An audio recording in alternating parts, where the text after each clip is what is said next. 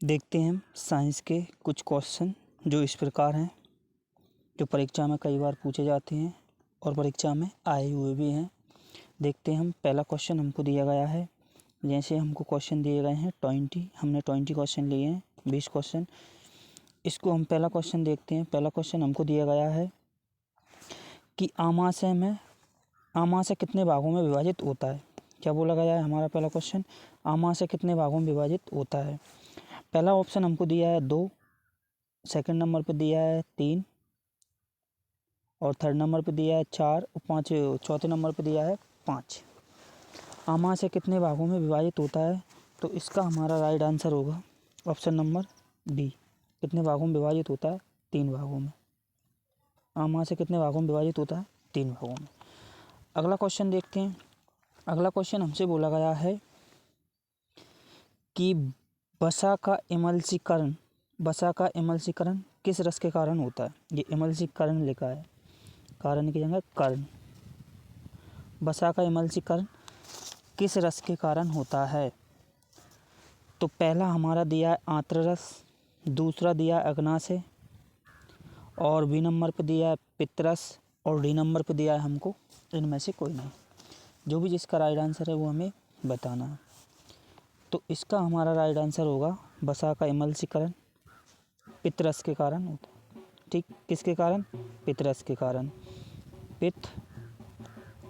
पित्तरस। अगला क्वेश्चन हमको दिया गया है, देखते हैं।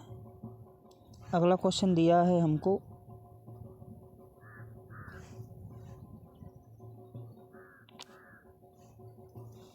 कि श्वसन में प्रयुक्त कोशिकीय ईंधन को कहा जाता है। क्या बोला गया है, क्वेश्चन नंबर तीसरा हमसे बोला गया है कि श्वसन में प्रयुक्त कोशिकीय ईंधन को कहा जाता है। पहला ऑप्शन हमको दिया है माल्टोज, दूसरा दिया है हमको फ्रैक्टोज और तीसरे नंबर पे दिया है हमको सुक्रोज, फोर्थ नंबर पे दिया है ग्लूकोज। जो भी जिसका राइट आंसर है वो हमें बताना है। ठीक, श्वसन में प्रयुक्त कोशिकीय ईंधन को कहा जाता है, तो इसका हमारा राइट आंसर होगा फ्रैक्टोज, ऑप्शन नंबर वी। क्या होगा, फ्रैक्टोज। फ्रैक्टोज हमारा राइट आंसर होगा।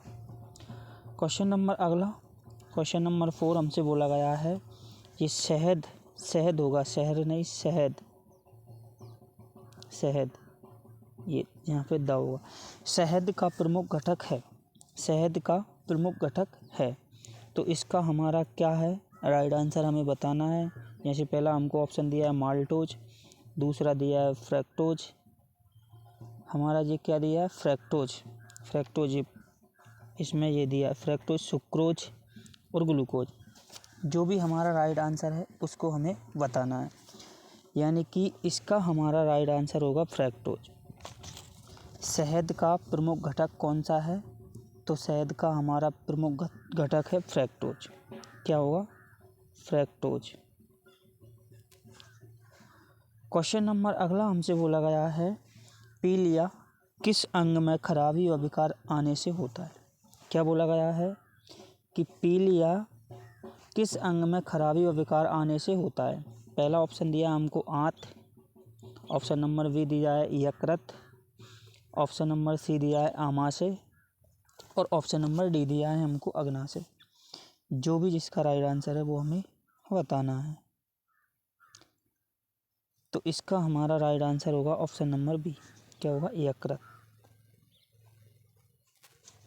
पीलिया किस अंग में खराबी व विकार आने से होता है, तो पीलिया यकृत में खराबी आने से होता है। क्वेश्चन नंबर अगला देखते हैं।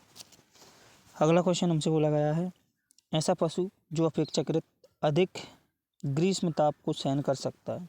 क्या बोला गया है, ऐसा पशु जो अपेक्षाकृत अधिक ग्रीष्म ताप को सहन कर सकता है।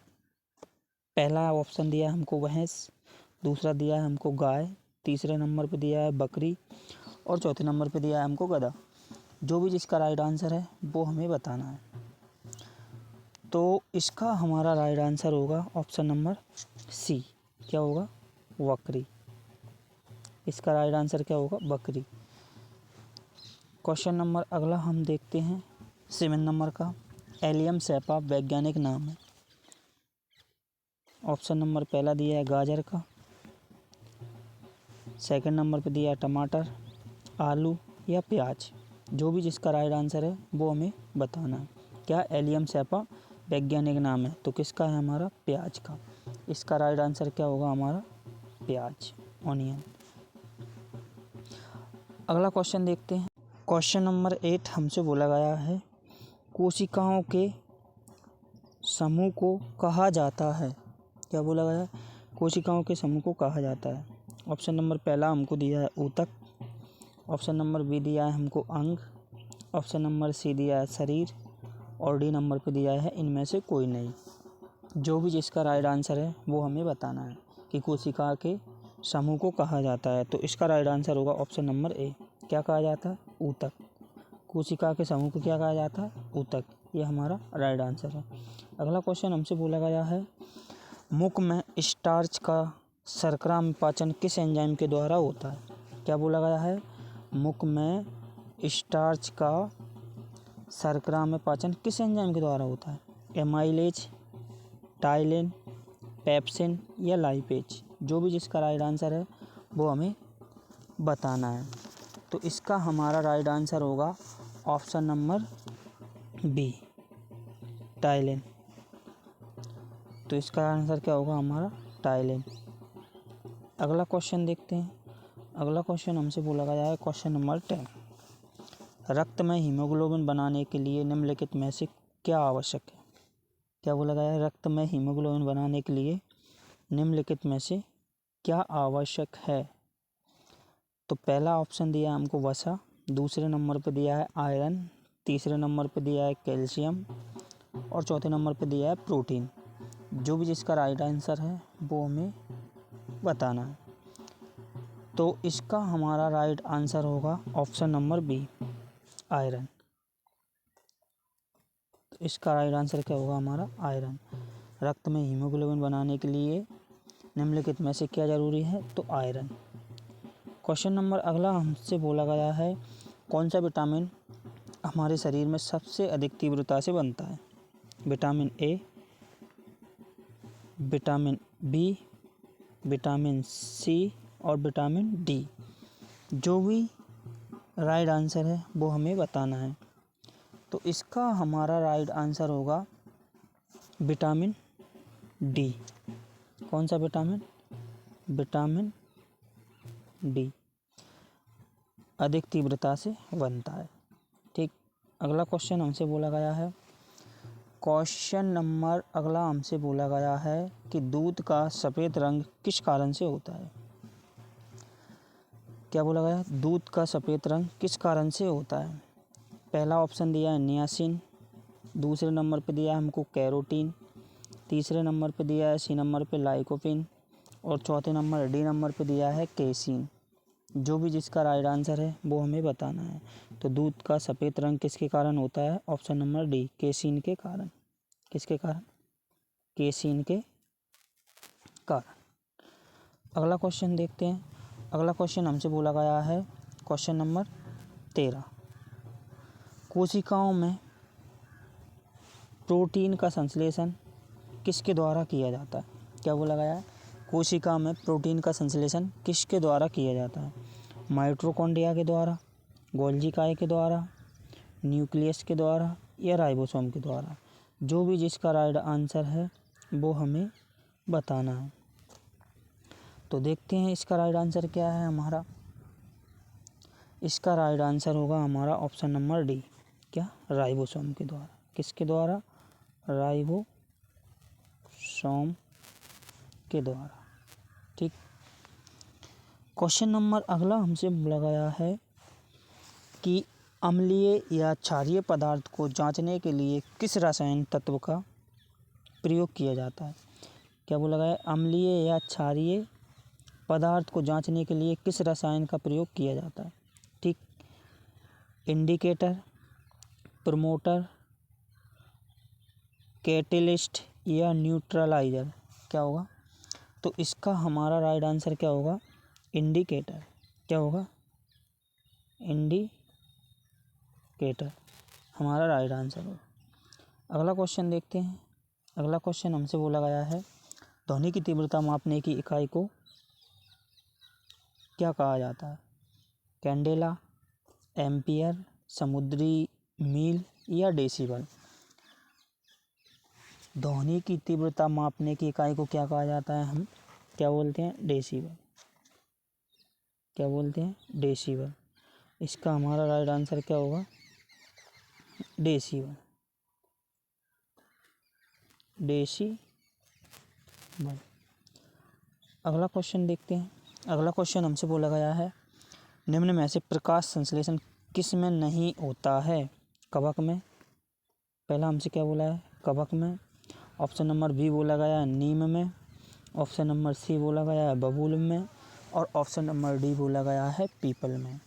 जो भी जिसका राइट आंसर है वो हमें बताना है। निम्न में से किस में प्रकाश संश्लेषण नहीं होता है? तो इसका राइट आंसर होगा हमारा कवक में। किस में? कवक में। क्वेश्चन नंबर 17वें नंबर का क्वेश्चन हमसे बोला गया है कि किसने न्यूक्लिक अम्ल की खोज की थी? मिसर ने, श्यूलेज ने या वेंडा ने या बानमोल ने। जो भी जिसका राइट आंसर है वो हमें बताना है। तो किसने न्यूक्लिक अम्ल की खोज की थी? तो इसका राइट आंसर होगा हमारा ऑप्शन नंबर ए। किसने की थी? मिसर ने। ठीक। अगला क्वेश्चन हमसे बोला गया है पालक के पत्तों में निम्नलिखित में से किसकी मात्रा सबसे अधिक होती है? क्या बोला गया है? पालक के पत्तों में निम्नलिखित में से किसकी मात्रा सबसे अधिक होती है? विटामिन ए की, आयरन की, वसा की या कार्बोहाइड्रेट की। जो भी हमारा राइट आंसर है वो हमें बताना है। इसका हमारा राइट आंसर क्या होगा? बी, आयरन की। किसकी होगी? आयरन की।